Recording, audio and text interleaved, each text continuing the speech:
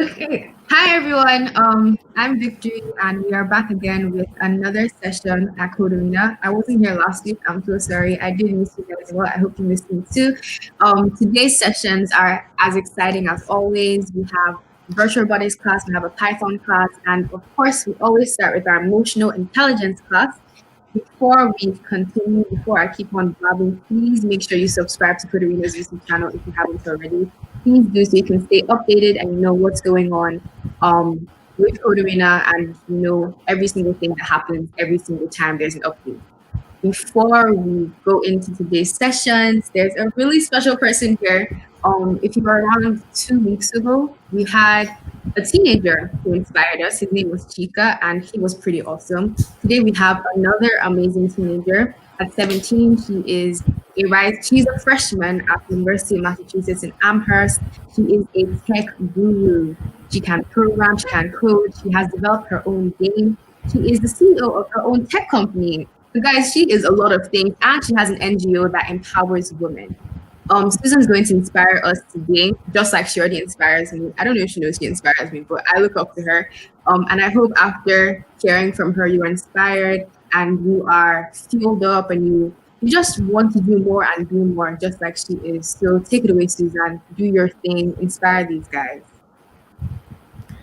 Okay, so I basically started programming when I was 13, but because I just felt like I needed to challenge myself, and programming was the easiest way that I would be able to challenge myself and like push myself to the next level. So I started programming when I was 13, and the first language I learned was HTML, and that's when I built my first game with C#. And so then one of my mom's friends, like she runs like this programming academy, so she connected us to this um competition, the West African Gaming Exposition, and that's when I put like the very first game that I had ever created. I decided to like put submit it and like see if I would win. So yeah, in 2016, like I was 14 at the time, I came third for like having the best game in West Africa, and it was honestly one of the most like it was genuinely like the proudest, like one of the proudest feelings that I've ever had, and it was just a moment of complete pride because like I had built something like with my hands. Like I taught my I taught myself everything I knew. I built it myself from the ground up.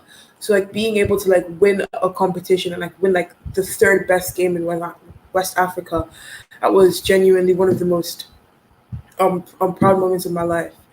And then from there is when like I started my is when I started my company because I needed a way to like disperse information like quickly. I needed a way to get the things that I was creating like to the market and to the people.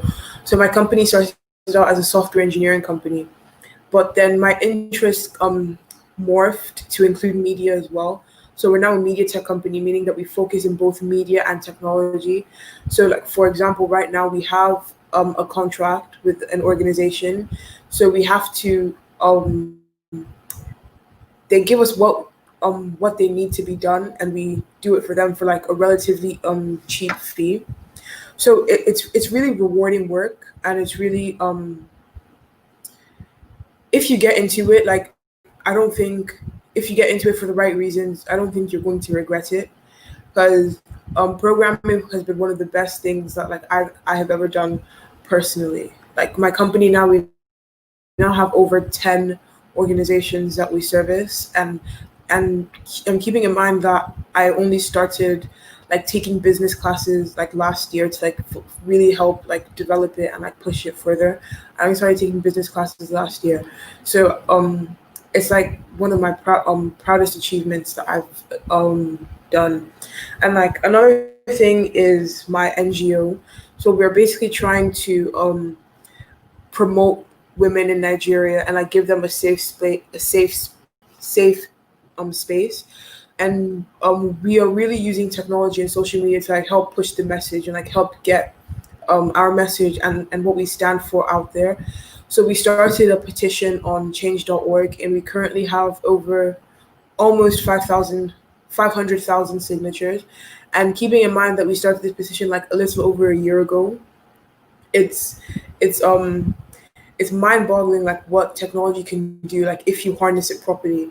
So like take advantage of like this YouTube, of this class, and like of the people who are coming here to teach you programming, because you're getting information for what I think is like a relatively cheap trade-off. I'm not sure if you're paying a lot or any money for them to teach you Python and Java and like all of these programming classes. So really take advantage of it, and like don't just waste the time that you're coming here. Learn the material, go back, revise it, and like put it into practice, and like actually start developing your own stuff, and you'll find out that it was completely worthwhile. Yeah, I'm not sure where Victory went, but the training is free. So you're I'm getting here, all of this Susan. knowledge for completely nothing. So like really take advantage of it, and like um you use what you learn. Don't just obtain the knowledge and sit on it. Obtain the knowledge, put it into practice, and like develop your own stuff. I think that's when you'll truly like understand the beauty of programming. Thank you so much, Susan. You guys, that was amazing. If you have questions, start thinking of them now as I round up with Susan in case you have any questions. She's here to answer your questions really briefly before she leaves. I think one of the first things she said is when she created the game, she just decided to try and enter it into the competition, and then it was really successful. I think that's like one thing. Just start out by trying whatever you can. And like she said, please take advantage of these classes. They are free, and be self motivated. From me, like that's what I learned from her talk. I mean, she said so many amazing things.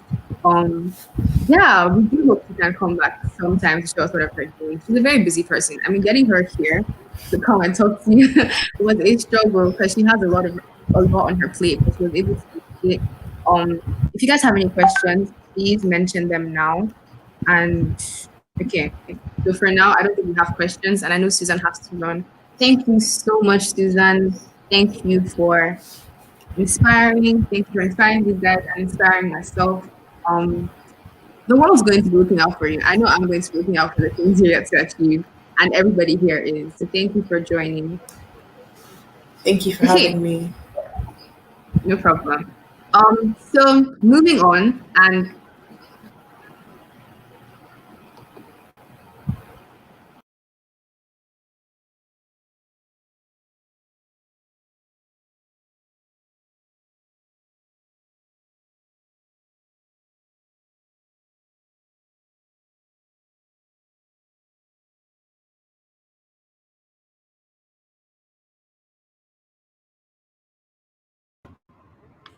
Hi everyone. Good afternoon. How are we doing? What was our week like? How many of us did our assignments? How many of us were motivated last week and who did we motivate?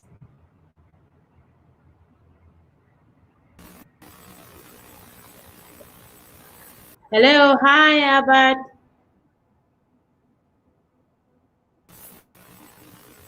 Hi, Hi, how are how you? I'm good, thank you. Can you hear me? Yes, I can. Okay. Hi Dami. How is it going? Albert, did you get Yes, motivated? Oh, you yep. missed us last week. So we talked about motivation last week and we had assignments. We were supposed to all get motivated and do something. So they all had assignment to do. I'm trying to see how many of us did her assignment. Hello.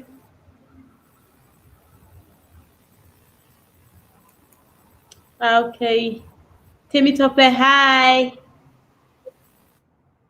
So how many of us did something about motivation last week and what did we do and how did we find it? Oh, okay, let's go back there. Okay, Michelle motivated her siblings. Oh, fantastic. Well done. Hello, Sharon. Good morning, Ayode. Oh, that's really good. The fact that you were able to motivate a 5-year-old, that's fantastic. Okay. Oh, great stuff. All right. So this week we are looking at empathy.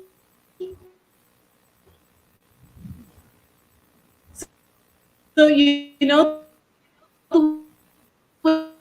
So this week we are going to be empathy. We are going to be looking at how to put ourselves in other people's shoes, how to feel what other people are feeling, because now we are already self-aware, we're self-regulated, we're self-motivated, which means that we've grown to a certain level now where we can handle ourselves.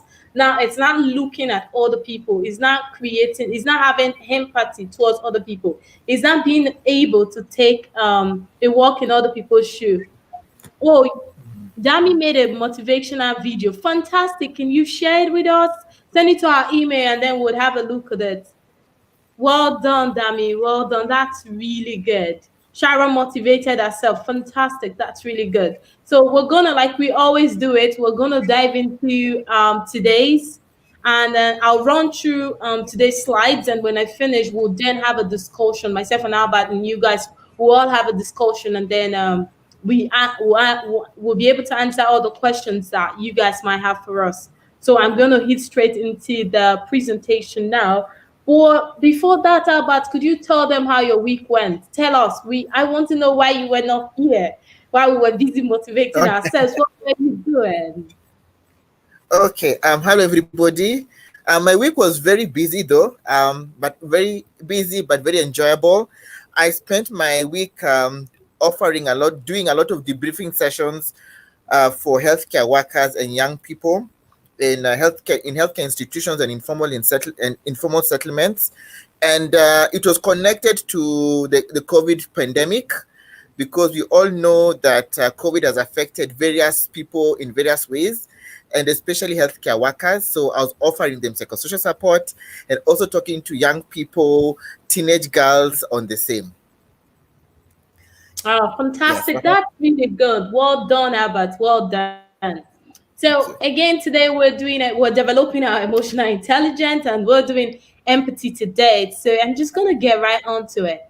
So just a recap. I mean, if this is the first time you're joining us, welcome. Thank you so much for joining us. So I'm just gonna go through a quick recap what emotional intelligence is. Emotional intelligence is the ability to understand and manage your own emotions and those of the people around you.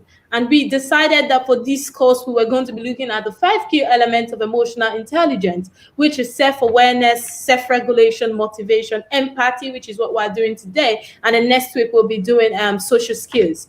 So just a recap for last week for those of us who weren't here, the likes of Albert. So what we looked into what motivation is. Motivation is what pushes us to achieve our goals and feel more fulfilled and improve our overall quality of life. So we looked at dreams and goals. We looked at self-awareness, resource review. We looked at development. We looked at positive mental attitude. We looked at deciding and planning stuff. We looked at team support, how to come together, because all of these things are what come together to make us successful. So when we broke it down, it was about what do I want to do? And then creating a picture of what you want to do, of where you see yourself, and then seeing and feeling the desired stage. So it's literally painting the picture. It's literally saying, okay, I want to become a doctor, and then fast forwarding your creative thinking and looking at what doctors are like. Why do you want to be a doctor?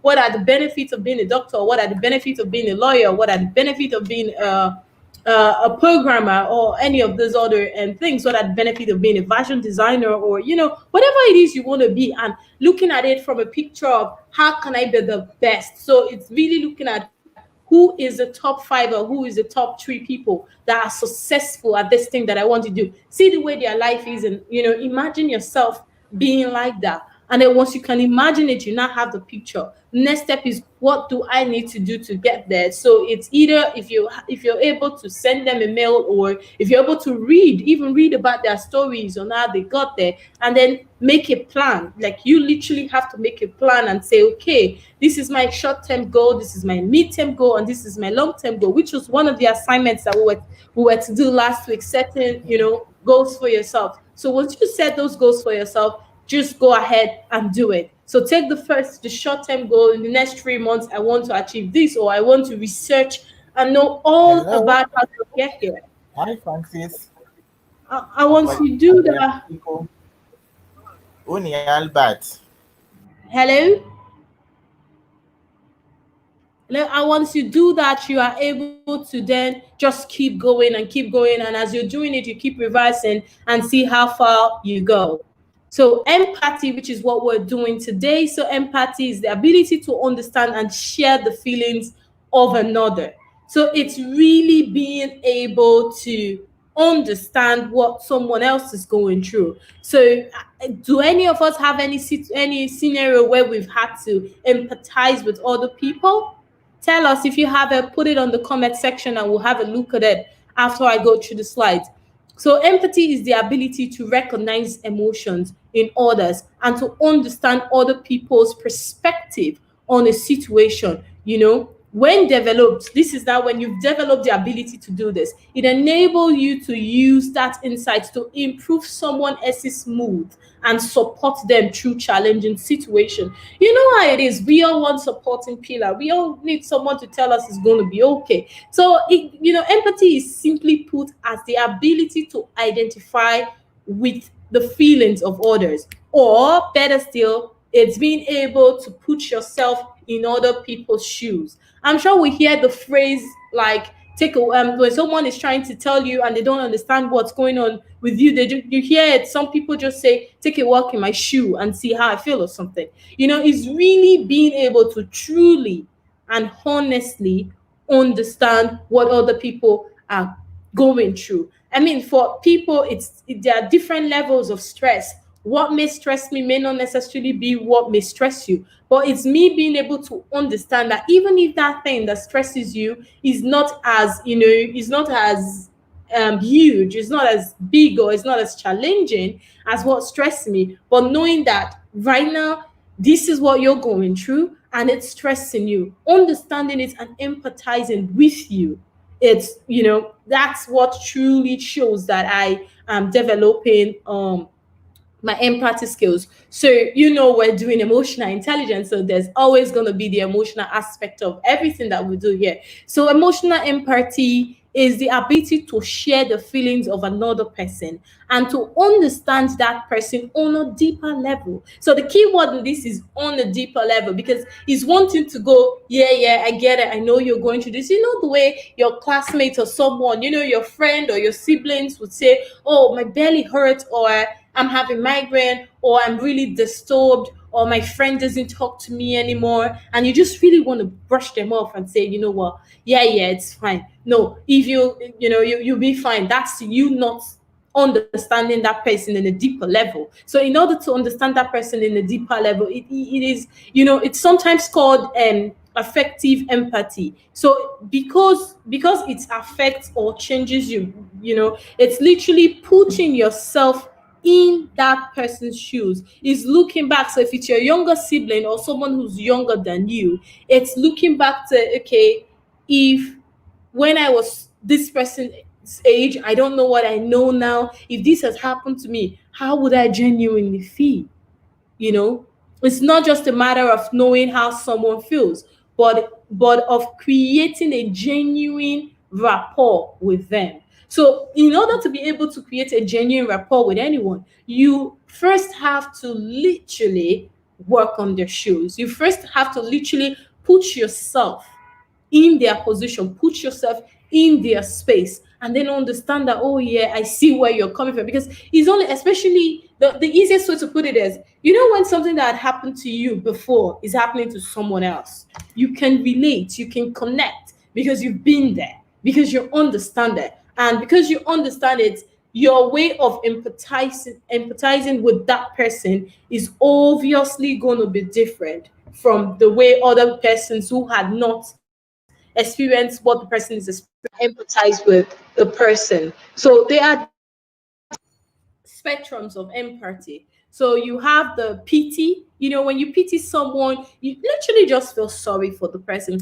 Oh, you're going through this, Nigerian go, hey, yeah, that kind of stuff, you know what I mean? Or, in Dublin, we go, oh, poor thing or poor chicken, you just feel sorry for the person, really. It's not that you're going to do anything about it. You just feel sorry for the person. And then sympathy is when you're feeling for that person. You're sympathizing with that person. You're trying to go, oh, this is what you're going through. But empathy is you are feeling with the person. So it's gone beyond, oh, I feel, oh, you're going through that. Oh, poor ten. Oh, poor chicken. Do you want a cup of tea or something? That's you, feeling sorry for the person, like you're sorry. And then when you start to feel sorry for the person, it's probably, get them a blanket and go, okay, and you want anything or what have you. But when you're empathizing with the person, you are feeling, it's nearly like you've put yourself, no, it is actually, you've put yourself in that person's shoes. You're not feeling what that person is feeling. And then the next step you go from there is compassion. Is not being able to move, is not being able to be moved by what that person is doing. Like it's being able to say, okay, I feel you, I truly understand. So now I am moved. How do we? So it's literally getting into the how can I help to solve the situation mode. Now then you are not, you're not showing compassion towards the person. Today, we're going to focus on few areas, and our focus areas are the types of empathy. Why do we teach empathy? Which is why do you learn? Why do you have to learn empathy? We teach it, you learn it. Why would you learn it? And how do we begin to promote empathy? Even as students, how are you able to promote it? Once you've learned it, how do you carry it across? How do you also help other people develop it as well? So the two skills needed for empathy, and then empathetic listening technique, how to listen to someone and really truly feel what they are feeling. So types of empathy, there are three types of empathy. So there is the cognitive, which is the logical. It's all about knowing how the other person feels and what they might be thinking. And then emotions, which is your feelings. You feel their emotions and you experience almost as if it was something that you're feeling, that it was your own problem, like you're with them there. And then compassion, obviously, is understanding a person's predicament and feel with them. What are then you have to be, you are open to help. You're spontaneously open to help, if and when needed. It's a combination of a nice balance of both cognitive and emotional empathy. So compassion, it's the highest level. It's not being able to, I hear you, I know this is happening to you, I understand it, I feel for you. Now I want to help you if you need the help. It's being available, it's being able to help someone else. So why teach empathy? And then for students, why would you learn empathy? So when you learn empathy, you are able to be nice to other people. You're able to understand others in the classroom and be able to share with your colleagues, understand their emotions, share what they're going through with them, and you're able to support them.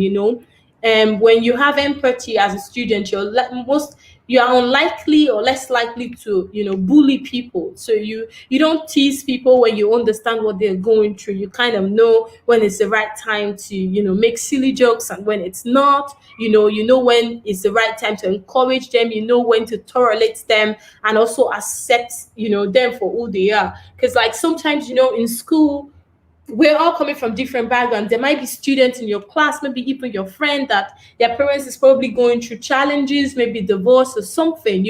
Of course they are not going to be happy, they're going to be down about it. But when you understand that they're going through a phase, you're able to accept maybe the way they might have snapped at you or the way they may have done something to you. Because honestly, people behave certain way because of what's happening in their lives or in the environment that they are placed in, not necessarily because they don't care about you or they don't like you, but it's just because they're going through stuff at the moment and they are reacting to stuff that they are going through, and they might actually transfer aggression without you realizing it, and then they're transferring this aggression to you and you're going, what's going on? But when you have empathy, you'll be able to kind of, understand what they're going through, tolerate it and accept it, and knowing that okay, they are probably going through a lot, so whatever it is they are doing, it's a temporary thing. It also helps to build a sense of security and stronger relationship with other students and your educators. So when you have that, you are able, once you develop your empathy, you're able to excuse me guys, you're able to build stronger relationship because you feel secured with this person now, and because you have a connection, you now have a stronger relationship with them, and you're in a position where you can learn properly. When you're in an environment where you understand everybody, you're self-aware, you're self-regulated, you're motivated, you know how to be self-motivated now, and now you have empathy.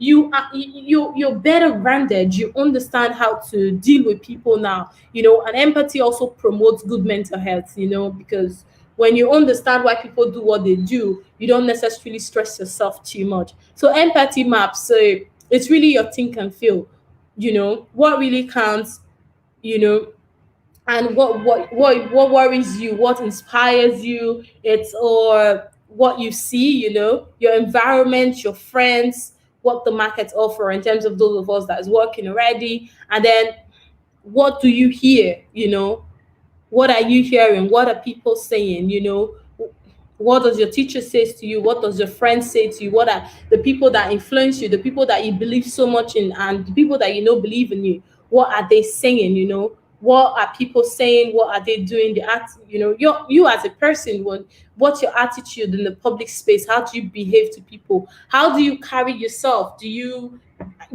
make sure your uniforms are clean, do you make sure that you're well dressed for school, are you well behaved, what's your behavior towards other people, and then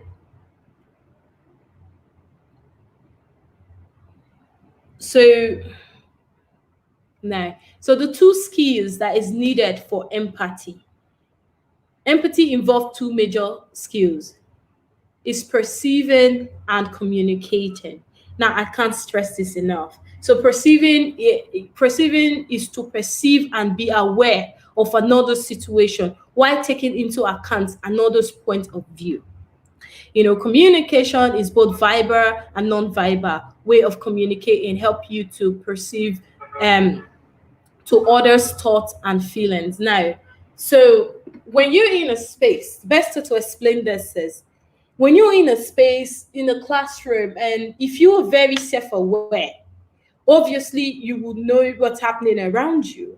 And when you know what's happening around you, you would see patterns. You might have friends that are always very bubbly at all the time, or you have friends that they always read. Like, when you're in a space and you're very self-aware, you begin to understand the dynamics of the things that are happening around you. So when you understand that, you are able to know even when people start to change the way they behave, you actually would know, you would understand, you would get it that this person is changing, and you might even choose to communicate. And then when you're communicating, I can't stress that enough.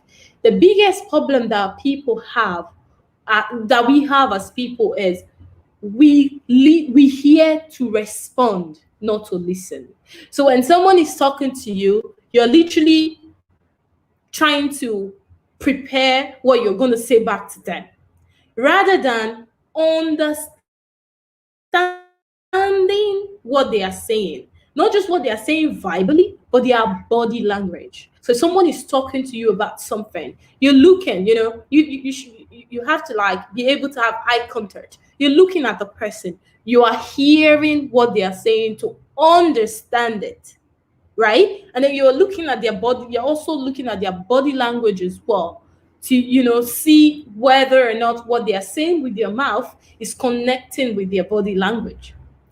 Once you understand that, responding to what they are saying, if you have to respond, you'd see that what you're saying back to them is better articulated, is better put together, just simply because you have observed, you've perceived the environment you're in, the situation, what led to that communication, and you have also been able to read what their body language is. And the only way you can do that is when you have empathy for people, is when you have the willingness to truly and honestly understand people. So it's all about reviews and understanding. It's all about review and listen. When someone is telling you something and you're listening, there is an understanding that comes out of that. So, empathy listening technique. So, this is really the most important part of this, because it's how you develop it, it's how you know how to listen. So, verbal and non-verbal encouragers. So, this communicates to the person that you're listening.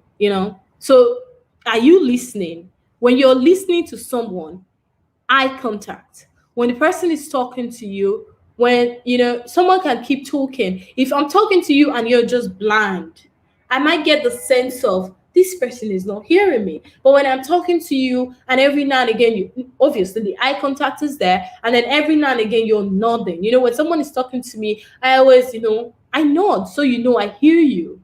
And I smile every now and again, so that I really hear you. Then when you want to listen, how do you try and listen? How do you show the person actually that you're listening? You're not checking your phone every minute. The way you're talking to your friends and you lot are hanging out, and maybe you're talking to that person about something really, really important. Maybe it's even about your exams, or it's about a difficult subject, or it's about a friend that you want to be friends with in school, and maybe you're not getting the attention you need, and you're telling your friend about it, and he or she is busy, just picking up their phone every 2 minutes, and then you do that. You as a person, you feel like this person doesn't feel me, this person is not hearing me, and then are you rolling your eyes? So if you feel that way, because empathy, you putting yourself in other people's shoes means feeling what they're feeling. So if someone is talking to you and they're constantly looking at their phone, or they're constantly rolling their eyes, or they're constantly making different, you know that this person doesn't want to hear you. So because that's how you would feel, so mind not doing that to the next person so they can understand. So when you want to understand more about other people's experience, ask more related and relevant questions to collect more information, such as, can you tell me more about this? So it's when someone is talking to you, because when they're talking to you, you're not just saying yeah, yeah. There are parts to really show that you care, you're following it. You have to be able to carry them along, or you have to be able to let them carry you along. So when someone is saying something to you about maybe something terrible that had happened, just try to know more. Just literally ask questions like, oh really, do you want to tell me more about what happened? Or find a better way to engage so that the person can tell you more. So reflective listening, you reflect on the other person's, what you think you heard. Basically, it's like someone says something to you. If you don't understand, if someone has told you and the person has been talking and talking and talking about their situation and all that, try and summarize it and kind of not necessarily say the whole thing back to them, but pick a key point in it and talk to them back about it. What that does is it tells that person that, oh, this person actually listens to me. This person actually heard me when I was talking. They did listen, and it's really good when you are going through a lot and you talk to someone and the person truly hears you. So our goals for the week, what we are going to do for this week is asking yourself these questions in your own quiet space. Ask yourself, am I compassionate enough to care about understanding other person's feeling? Ask yourself that question. Take your time, write it out, ask yourself, and answer it honestly. Can I put myself in other people's shoes to completely to can I put myself in other people's shoes completely, that I do not criticize or judge them? So this is very important, because it's one thing for someone to come to you and tell you their problem. It's another thing for you to completely put yourself in their shoes in order not to, judge them or criticize them. Because, sometimes when we're telling our friends what's going on in our life, so I give you an example. I had a funny experience in Abuja about a few days ago. When I had that funny experience, I was saying it to someone else that, oh, I'd had this experience that I didn't think was right. Like I missed my flight. I missed my flight because I got on a taxi, and the taxi broke down on the way. And by the time they were fixing it, I had missed my flight. Okay. So I was very upset. But what I did was I had empathy towards the driver. I didn't want to leave the driver in the middle of the road. So I was trying to help him see, okay, what do we need to do to fix the car? He didn't have credit on his phone. So I had to give him my phone to make all the phone calls that he needed to make to fix his car. As a result of that, I had not, I missed my flight. So I got home and I was saying to my friend that I've actually missed my flight. I was feeling horrible that I've missed my flight because I was flying into Owerri for work and I was really upset. And instead of my friend to understand that, okay, I was empathizing with someone, feeling sorry for someone, putting myself in someone's shoes, which is why I had helped that person to make sure that the car was sorted. But as a result, I had now missed my, flight. She said to me, why didn't you just leave him there? Well, why did you just order another taxify? Well, you should have. She said, when she was saying all of this to me, I began to feel bad. When you're not saying, oh, maybe I should have done that.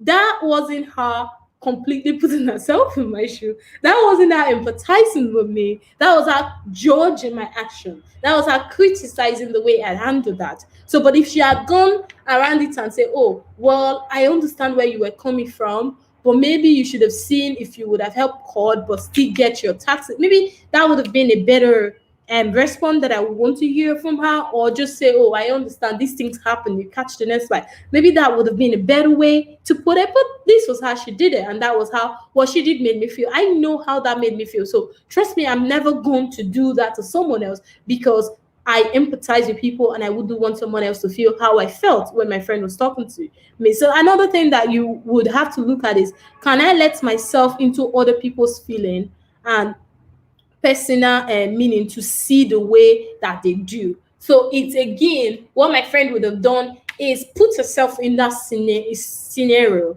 of what has happened to me and that led to me missing my flight, and think hard and say, how would I have done it, or try to even understand why I did what I did. And then once if she had truly understood why I did what I did, I'm sure that the response, that comebacks would have been a bit nicer. When you practice all of these things, which is what you're going to do, and next week you're going to try, and when you're in a situation or someone, reach out to your friend, find out who's going through anything.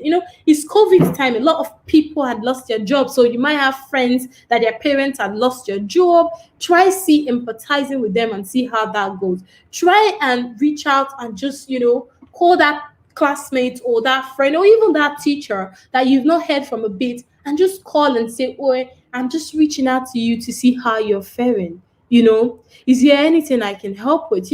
And see, sometimes people just want to know that you care about them. People just want to know that you've got empathy on them. And saying things like, oh, your hair is beautiful, or you look good, or that shirt, complimenting someone might actually be the best thing that person might have heard for a week or for that day, and they're really truly hearing them. So when you practice all of this, the outcome of practicing empathy and helping others develop any of the questions you've answered. So first, practice it. Once you can truly answer those questions, you would know where the gaps are, and you begin to use those techniques that we've taught you on how you can actually do that. So remember to read about this. Try and read empathy, like develop your empathy with reading. Google things about empathy. Read your reflective journal that you have. Remember, you have a journal, so constantly use it. Keep writing on it. And then when you given the opportunity, try and create empathy opportunities, like When you see someone needing help, try and listen, try and be there for them more, and try and connect. So we're going to go back to the questions when we get back onto the screen now. For next week, we're going to be teaching social skills. Next week you're going to be learning how to connect with people, how to manage other people in a school environment, how to put your empathy and your everything that you've learned so far, how to be able to translate all of that. So I am going to exit the slides and then we get back to the screen. So Albert, hello, can you hear me, guys? Yeah, I can hear you. Fantastic. I can hear you, Brent. Yes. Okay. I'm not pronouncing your name properly. Bali. Bali. How are Sorry. you? Welcome. Thanks so much for joining us. So I've literally just ran through the chat. Mubali, she is an amazing person, and she's also gonna be, having this discussion. So we're having a three-way discussion today with the students as well. We're gonna really be now looking at it and seeing areas that we can improve and answering questions that are available. So if Mubali could tell us a little bit about herself, so that everybody in the house knows who she is and we know the right questions to ask, that would be great. Okay, so Mbali is a psychology student. I'm doing my honors in psychology and counseling.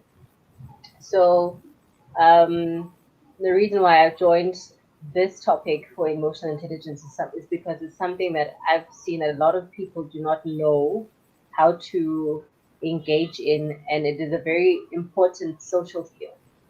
It's a very important internal skill as well. So it's good for internal and external communication as well. So one thing that allows us to properly communicate a lot of the time is to know how to show empathy. And it's not only empathy for others, but it's empathy for yourself. So when you understand emotions and you understand situations, you're able to show empathy and you're better able to communicate. Yeah. Okay, thank you so much. Thank you so much. Albert, what's your take on this now? What are you teaching us today? Okay. First of all, I'd like to thank you, Brenzi, for the fantastic presentation. You've actually captured on all the key aspects of empathy. And I'll also once again would like to thank all our participants today for your time and for you being here. It means a lot.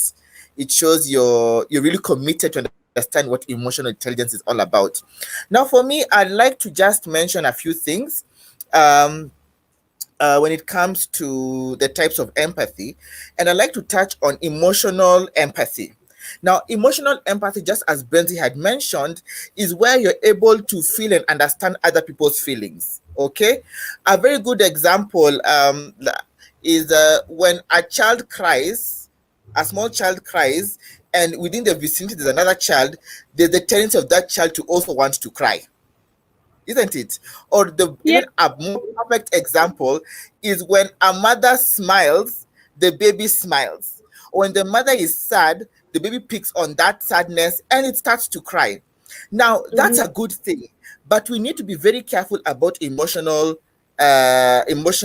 empathy in this sense. You have to be careful such that it does not weigh you down. You need to know how much you can take, okay? And this is where now the self-regulation comes in. Okay, so the it's good to mention one negative thing that can emanate from emotional empathy is when you take in too much, when you take in more than you can handle. All right, now for me, I'd really like to mention and emphasize around compassionate empathy, because here you're not just feeling and understanding, but you're acting. And people always tend to respond to the act. And I always say, don't tell me you feel sorry for me because I failed in maths. Tell me you feel sorry for me, I failed in maths, and you've got a way that I can improve. Okay? So it's always an action. It's a call to action. And for me, I feel compassionate empathy is it's the closest definition to what empathy really is all about. So there's that. So it's very important to keep that in mind, and that should guide us across our entire life, our entire day-to-day life, whether it is at home, whether it is at school, whether it's in the university, and whether it's even with our relationships with other people. Then I'd also like to touch on cognitive empathy. Now, cognitive empathy really touches on being able to see things from other people's points of view, which is also a very good thing. And a very good example is you're a manager. You try to see something from somebody's point of view, whether it is a student, a colleague who is arguing. Try to see it from their point of view. But again, remember this: because you see things from the point of view does not mean you have to succumb to them. Remember, you see from the point of view, and then due to reason, okay, you must then now determine what you need to do, how you respond. That is where aspects of self-awareness will come in. That is where aspects of social skills will also come in, because then now you'll be able now to determine the right route to take in order to handle or solve a certain situation. Okay. Finally, I like to then connect this to what I talked about in as far as the vision board is concerned. Remember, for you to be able to achieve your overall goal and objectives, you cannot work alone. You work with people, you exist in an environment. And for you to be able to work effectively and to yield requisite results and to be productive and to be adaptable, you need to be able to empathize. You need to be able to understand and feel everything, both living and unliving. You need to feel the trees around you. You need to feel the birds around you. You need to feel even the house around you. So, because that is what is going to give you that's what's going to give you the cue in order to do what you need to do. A very good example: you're at home and there's some crazy thunderstorms happening. Then lights go off. You're having an exam. What do? Do you say, "Oops, now I cannot read, I cannot study"? Oh no, their options aren't there. Your empathy kicks in. Okay, you say, I'll either use a candle, I'll either use a lamp, I'll either turn on the generator, or I'll either use the torch on my phone. Okay, so we need to then utilize all that. We need to be in touch with our external and internal, and we must be in touch with the external environment in order to achieve empathy as it should be. Thank you. Thank you so much, Albert. Thank you so very much. I'm going to try some of the things you mentioned and see how they work. So, guys, have we got any questions? Have we got questions that we need to answer? I'm looking out to see if there are questions. So keep the questions coming. Keep the question coming, and then if we could, oh Lord, I keep finding it hard to pronounce your name for some reason. I don't know. Are there any lights that you want to shine on this while we are trying to take in questions? I think you've covered a fairly good amount of coverage on the topic. I would just like to say that with learning how to speak with people, when you're communicating with a person that is expressing themselves to you, while you're trying to get into their shoes and experiencing their situation. Albert is very, very, very right in saying that you cannot allow yourself to be dragged into that situation while you're trying to help them. You're trying to be a stronger force and not helping with the party of being depressed or in that whatever situation that they're going through. So one thing that we must learn to do is to try to understand the underlying issue, because when people are speaking to you for the first time, there's that level of trust or mistrust. So they're not going to be extremely vulnerable to you when they don't know if they can trust you. So if you listen and not listen to respond, like you said, and you're not trying to finish off their sentences, to rush them into finishing what they're saying. You're allowing them to express themselves. You look at them into the eye and literally just try and pull in as much of their, what can I say, much of their aura as possible, Okay. so that Yeah. they feel that you and them are on the same page. You're feeling what they're feeling, and they can then divulge more information. So the more you hear what they have to say, the more you understand their underlying issues, because the more you can understand where their feelings are coming from and where their actions are then coming from as well. Mm-hmm. So you listen, and you listen properly, Yeah. and Okay. then you try then you try and reiterate or paraphrase what they've Mm-hmm. said, Yeah. so that you they can feel that you've totally understood them and that you know Mm-hmm. what they're talking about. And the Yeah. most important thing also is that you're not listening to find a solution. Not You're not Mm-hmm. going to have a solution all the time, and you can't give unsolicited advice all the time. So Mm-hmm. you're just trying to make them feel that there's someone there listening, Mm-hmm. someone knows what I'm going through, someone is going to try and find solutions with me, you know, and that I'm not alone in this. Oh, that's fantastic. It's Yeah, really great the way you said someone is with me. Someone is going to try and find solution with me. So yes, it gives that sense of I am with you.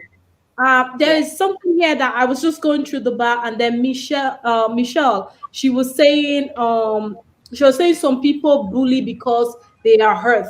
Yeah, that's true as well. Like, I just wanted to shine a light to that, because sometimes that's why I always stress people's action is their choice. How you react to it is your choice, because we all have different backgrounds. We are all coming from different situations. Some people were raised in a very violent home, and all they know, their response are usually violence. Their response are usually, before you say anything to them, they are defensive, because they have this guard that they've had to build over the years because of how they were raised. So yeah, is wanting to, like, it would help when you understand why they do what they do. Is not to subject yourself to that bullying, but is to understand that, okay, they are the way they are because of their circumstances. And then, instead of reacting, because it's in human nature that when someone is getting at you, it's a reflex. You're very quick to want to defend yourself. But when you understand that this person might be coming from a place where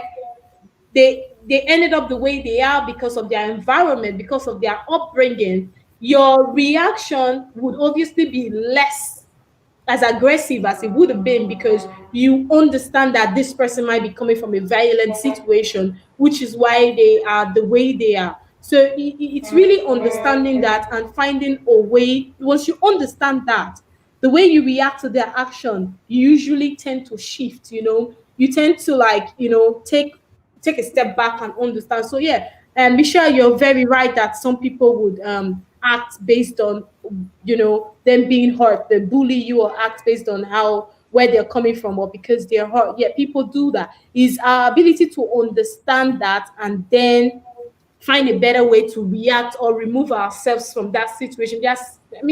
There are certain people that it will be difficult, especially for you as a student. There are certain people that it will be difficult for you to save, because you're not equipped to be able to do so. All you do is just understand their situation and pull away. Maybe talk to a teacher if you have a counselor in school.